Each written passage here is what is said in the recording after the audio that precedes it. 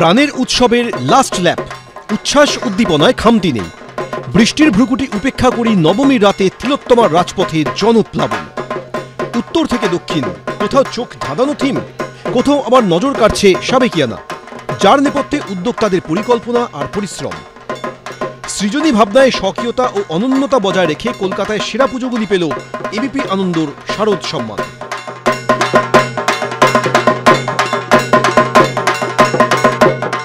19তম বর্ষে এবার পা দিল বেহালার বুড়ো শিবতলা জনকল্যাণ সংঘ। এবারের পুজোর থিম জল, জঙ্গল, জমি, জীবন। প্রকৃতিকে রক্ষার বার্তা দেওয়া হয়েছে এই পুজোর থিমে। এবিপি আনন্দর রূপকল্পে সেরার স্বীকৃতি পেয়েছে এই পুজো কমিটি। বেহালা বুড়ো শিবতলা জনকল্যাণ সংঘ এই পুজো এবছর 19-এ পা দিল। শিল্পী মূলত অনুপ্রাণিত হয়েছেন চিপকো আন্দোলন থেকে, অনুপ্রাণিত হয়েছেন রাজস্থানের অমৃতা দেবীর যে আন্দোলন, সেই আন্দোলন থেকে।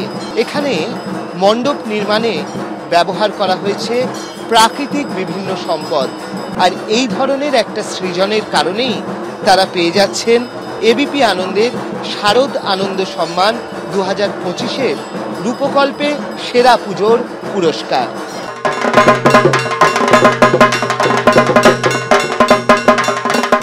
যাদবপুরের শ্যামাপল্লী শ্যামা সংঘের থিম ভেদ।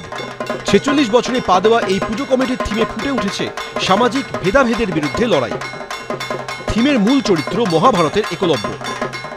থিমের সঙ্গে সামঞ্জস্য রেখেই গড়ে তোলা হয়েছে প্রতিমা। এবিপি আনন্দের প্রান্ত ভাবনায় সেরার স্বীকৃতি পেয়েছে যাদবপুরের এই পুজো কমিটি। শ্যামাপল্লী শ্যামা সংঘের এবারের থিমের নাম ছিল ভেদ। ঠাকুরের দিকে যখন যাব তখন দেখব সেখানে মা দুর্গাও কিন্তু সেই সমাজের প্রতিনিধিত্ব করছেন। এখানে শিল্পীরা রয়েছেন, উদ্যোক্তারা রয়েছেন, তাদের হাতেই তুলে দেওয়ার পালা পুরস্কার। বিদায় দেওয়ার আগে মাকে দর্শন। পুজোর শেষ পর্বেও ভিড়ে টক্কর দিচ্ছে বিভিন্ন পুজো মণ্ডপ। অর্ণব মুখোপাধ্যায়, অরিত্রিক ভট্টাচার্য, এবিপি আনন্দ।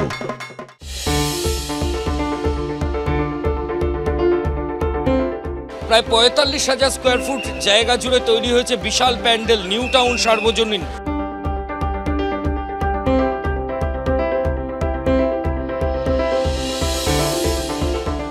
তিনটে লেয়ারে প্যান্ডেল তৈরি করেছেন এখানে শিল্পী রিন্টু দাস।